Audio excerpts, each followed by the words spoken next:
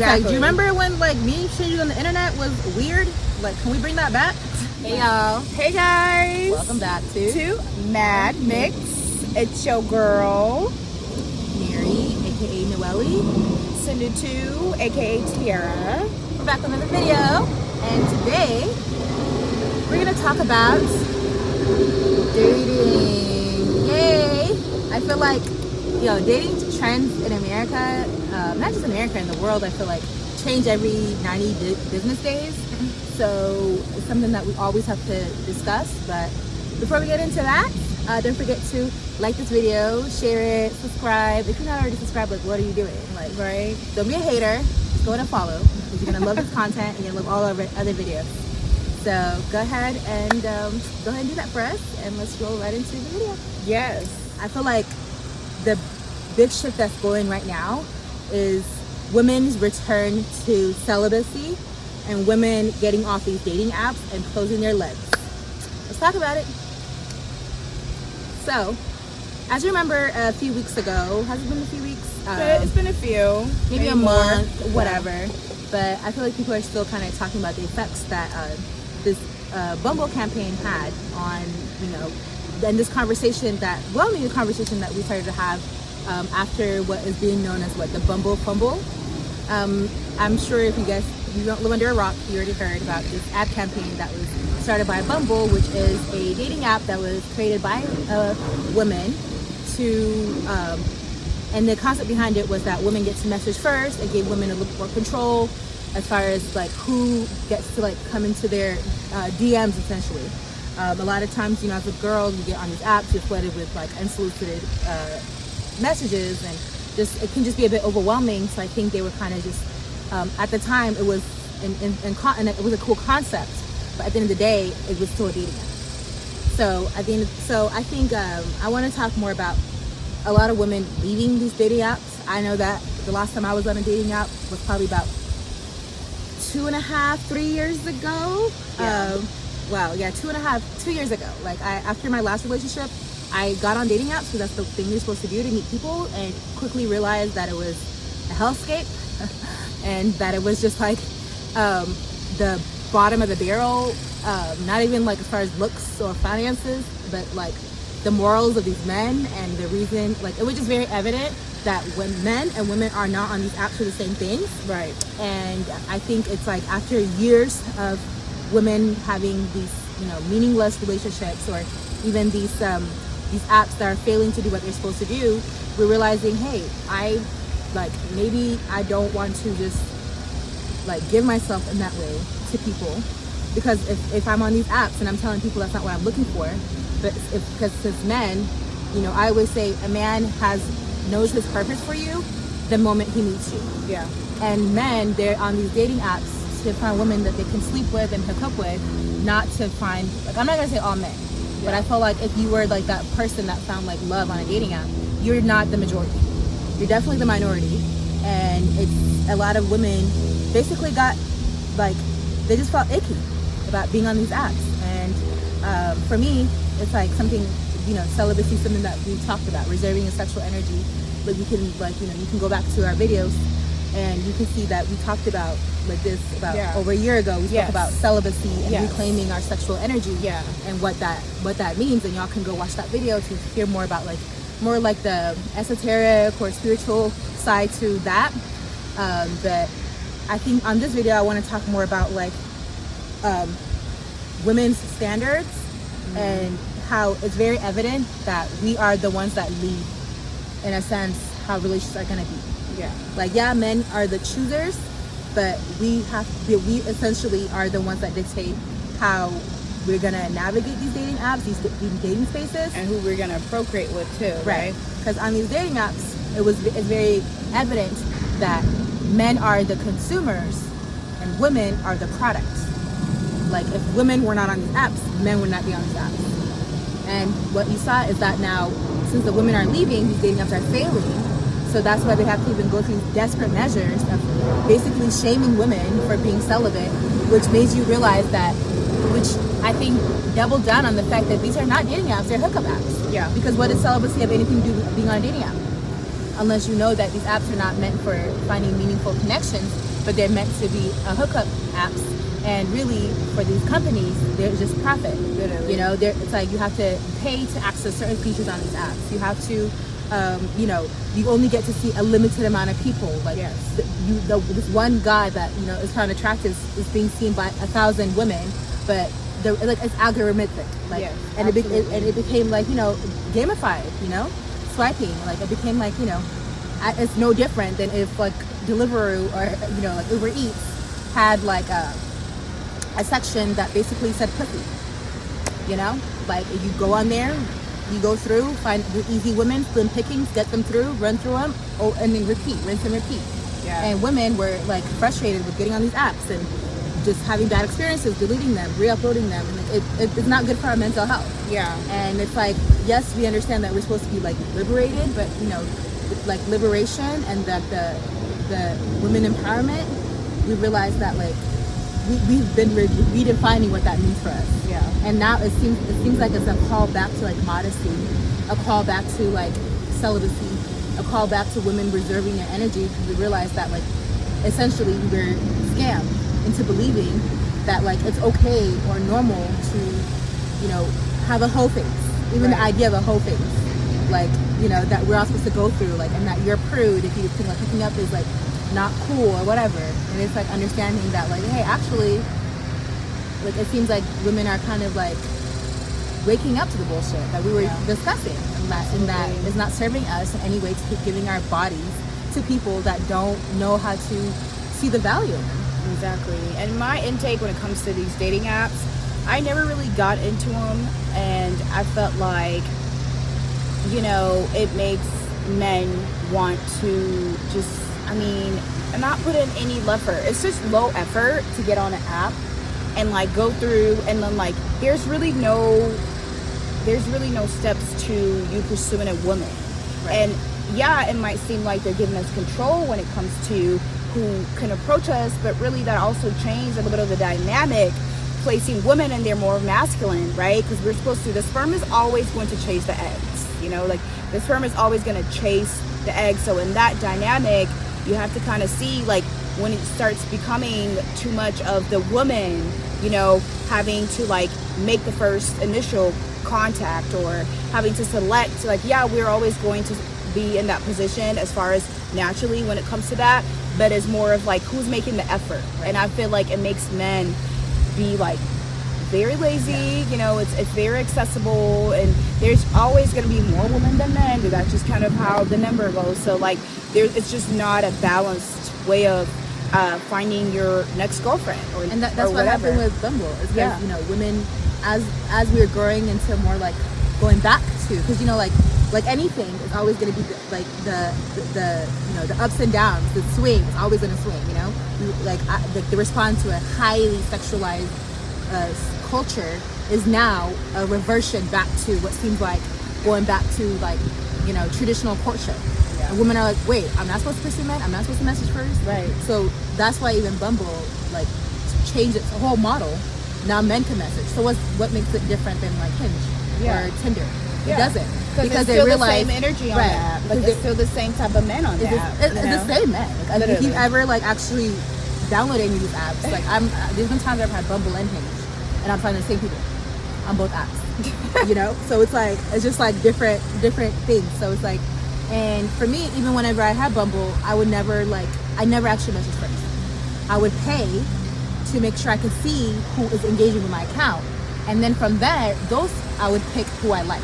Yeah. So even then, I would not make the first move essentially, because as a girl, that just always felt unnatural. So it always put me in an energy that didn't feel natural to me. So even that didn't work for me.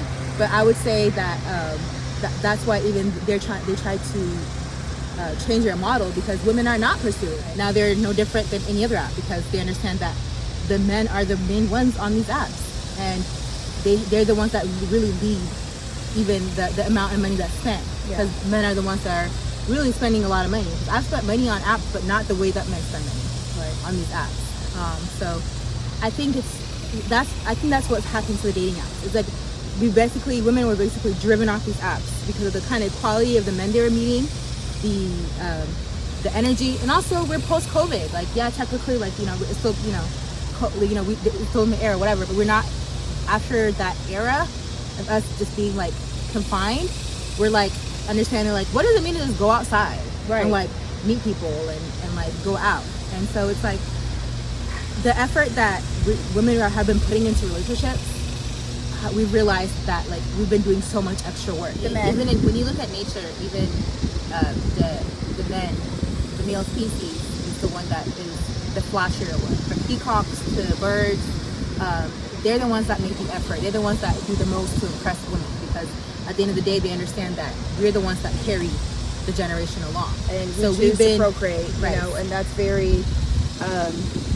They see the importance of that. Like if you want your dreams to survive, you know that you have to win over a woman. So like for you, in order for you and your essence to live on, you're gonna need to impress the woman. So because she has the authority and the power to procreate with you. So like even in that, if you take nature's example, that's a dynamic that works for a reason, because of the essence of who we are. And it's a companionship, and it's a completion, and it's more of like a what do you call it? It's more of a marriage and a compliment. A man's supposed to compliment you versus I mean, like, you know, like even that dynamic, like it just switched up the energy when it comes to how men, you know, pursue women. Or even this conversation about like, oh, I'm the prize, you know, like men are the prize, women are the prize. I don't think that in a relationship, if both people are coming together with the pieces that they need to come with, both pieces are, you're both the prize. Yeah. You coming together, that is, you're winning. Like, I feel like people are like, we're understanding that we're not against each other. It's not, I'm the prize, you're the prize. It's not a competition. Like, what I bring to you and what you bring to me are such complementary pieces that I'm gonna value you as a prize, and you're gonna value me as a prize as well. And it's like, that's not saying that like I'm gonna go 50-50 with you, but it's understanding that like when you see the pieces in you that like I can feel, like as a woman, the place I have in your life, and you can really value and see that, and you can pour into me properly.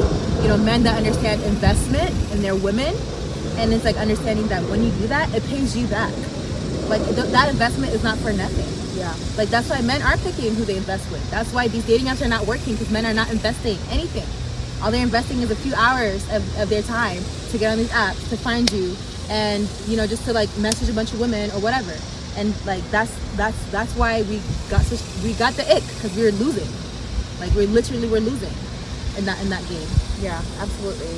It wasn't. Yeah, and that should show you that women, you have the power. You know, you do. Like as much as you want to make it seem like, you know, like you don't, or things are, you know, how they are in the world, which they're very much so changing. Like I feel like the patriotic world is kind of like behind us. Matriarchy is more of what is going to start forming, because that is the way that the nature is balanced. That's how energy is balanced. And so we can learn a lot from definitely this, you know, nuance of fumbling. You know, it's just the intake in that, and it's also with, you know, with going out, meeting people naturally and organically is so much more fulfilling than hiding behind these apps. Like, you know, like it gives men the opportunity to know how to approach a lady. Yeah. It gives men to take the ownership, the leadership, and, you know, to chivalry, you know, like it's not dead. And I know men like this do exist, because I see it in reality, and I see it all the time. So we can't even say that this is, you know, the way things are. But majority of the influence when it comes to apps like this, it's heavily, and it also affects younger generations, unfortunately. So we do have to take this example and know that just go out, present yourself. Like, you know, when you see people in your face and you're making that real connection, it's so much more powerful than texting and messaging people back behind your phone. And like somebody meeting you in person, you're gonna have a stronger effect on them, because they get to see you. Like you meet me in person, you're gonna see me. No filter, no nothing.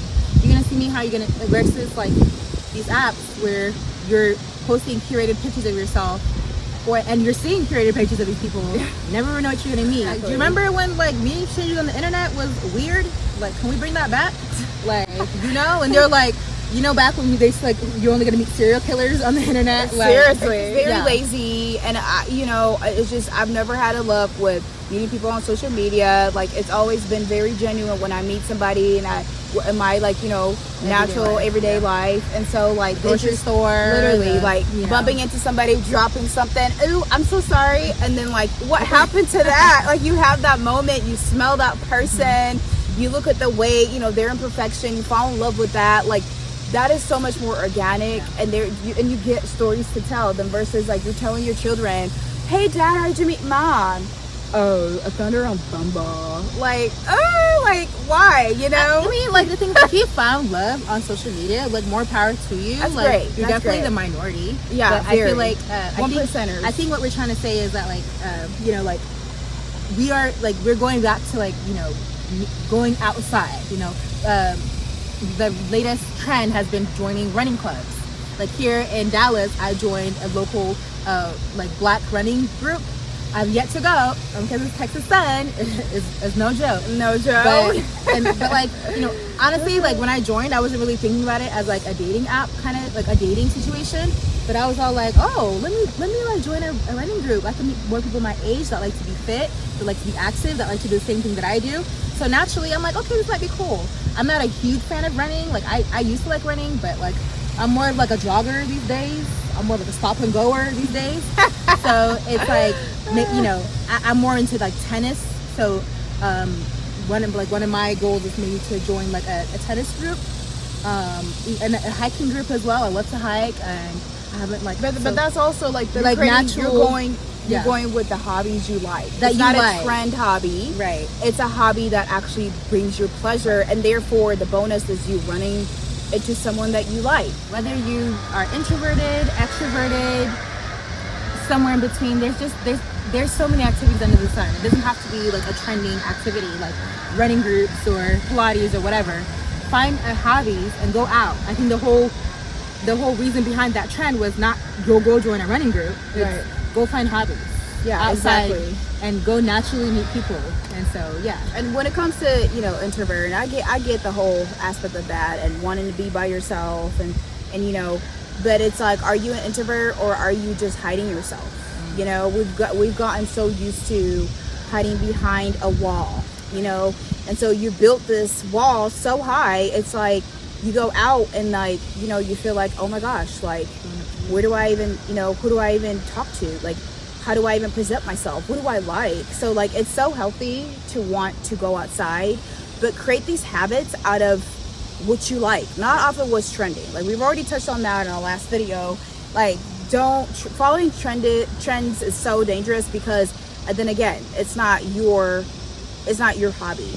You know, learn what you like. There's so many groups and so many places in your city that have things to do. You know, like the beauty of living in Dallas is that there's endless things to do, and there is everyone, pretty much every demographic out here. So it kind of makes it to where like it's easier. It's really, for sure. Yeah, it's easier for sure. It's about the effort that a man puts in. So it's like if you meet somebody on social media or dating apps and they happen to like put on this effort or whatever, because we know there's stories out there. You know, obviously like not everybody has, you know, the same horror stories. Yeah. But it's understanding that like it's okay for us to make our own standards and understand that we're the leaders. Like we're powerful. Without us, these institutes would fail. Even the institution of family is nothing without us coming together and understanding how to be a healthy union. And it's that coming together that creates the third. You know. And speaking of building healthy communities, I feel like one of the things that personally in the Black community that I've noticed is like the implications of all of this toxic cultural conversation that we've had. What do I mean by that? I feel like in the post Kevin Samuels era,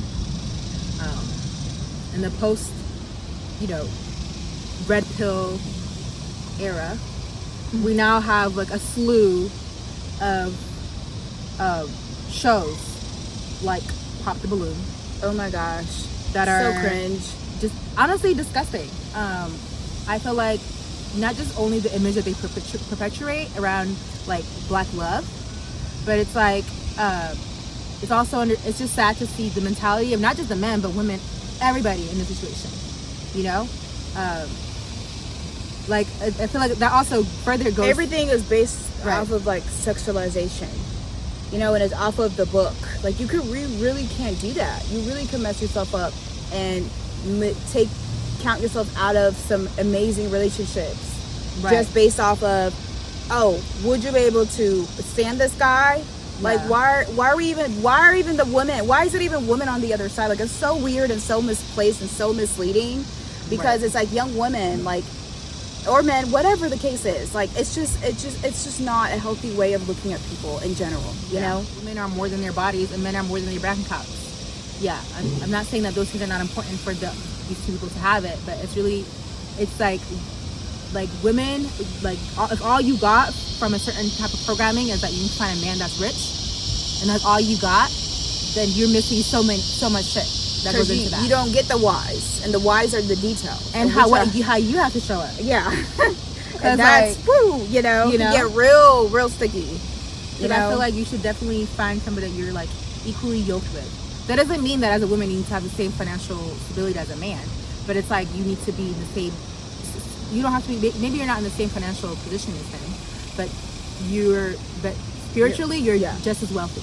Yeah. Spiritually you're just as rich. Energetically you're richer. And more. So it's like, because energy is also currency. Absolutely. And that's what women bring. That's the main thing that we pour into a man's life. You see, gorgeous, like just like, you know, the way that we just ooze out all this amazingness into men. Healthy women. Mm-hmm. And coming together and cohesiveness, you know.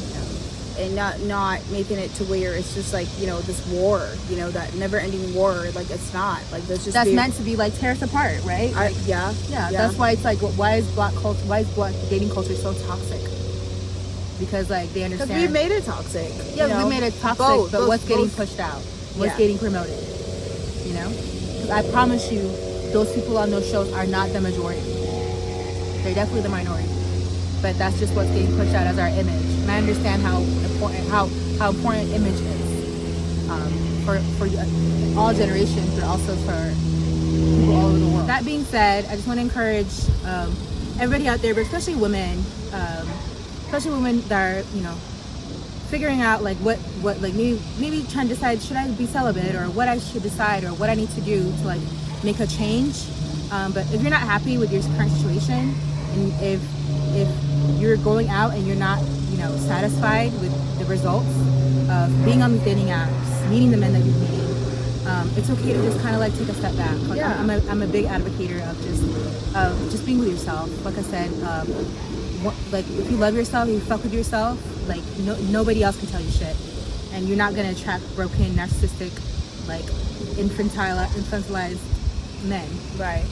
If you're whole in yourself, if you're comfortable in your skin, so just, and then again, the self-work thing is so essential to everything in your life, and it just all seeps through. And so you have to make sure that you make a list of things that make you happy, create habits, and join these groups, and, you know, listen to videos like this that promote your mental health. And it's so important. And, you know, I feel like this is why it's important for us, you know, for us to make these videos and share our conversations that we always have within ourselves with you guys, you know, because it's that catalyst that starts all of it, right? And so just, you know, just really take the responsibility and know that you're powerful. You're so powerful and you're so magical. And I'm talking to women, of course, baby, because that's the essence of who I relate to, but also men, you know. And I get it. Things are, you know, sometimes it might seem like, you know, you're so complex. You don't know who to follow. You don't have this male figures, or your mom has not been nurturing. I understand that, but that's where you, as a grown man and woman, take accountability, and you live in the now, and you create a better world. Let's create the world we want to live in, and I think that's the main point here. Like MJ said, I'm starting with the man in the mirror. Yeah, I thought you were gonna follow. I was like, I'm not the singer here. With that being said, all right. What? Okay. But anyway, let's conclude this. Thank you guys so very much for joining us, watching it this long. Yes. But watching it this long. You made it this far. We love you. Like, for Yes. real. Thank So, you. Thank don't you forget so much. to let us know how you think. Yes. Give us your opinions. We want to hear from you. So start the conversation below. What are you doing differently when it comes to dating these days? And share your advice. I would like to hear about it. Like I said, are you joining hobbies? Are you joining groups? Have you started running in your city too?